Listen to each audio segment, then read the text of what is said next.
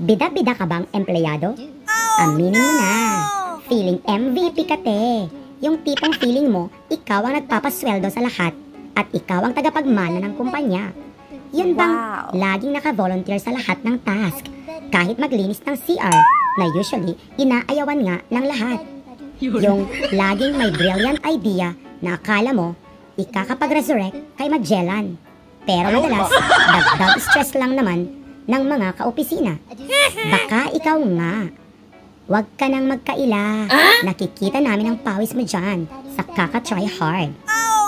From the office superhero na laging present sa lahat ng meeting kahit ang contribution niya ay isang malakas na paghikab.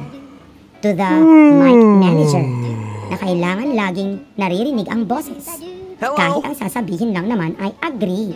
Hanggang sa oversharer na alam na ng buong opisina ang love life, problema sa buhay, at pati ang kulay ng andis niya. Pero wait lang, hindi lang ito tungkol sa pagtatawanan ang mga overly enthusiastic nating colleagues.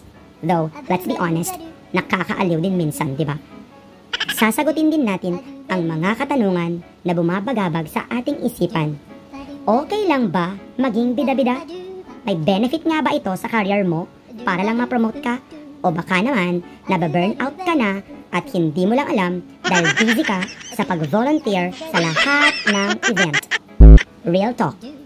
Tara, magkwentuhan session tayo na siguradong relate ka at alamin natin ang mga tips kung paano i-channel ang energy mo para hindi ka naman magmukhang desperate na magpa-impress at maging valuable. Hindi lang basta visible. Baka sakaling matutunan mo din kung paano maging productive without being bida-bida or siksi.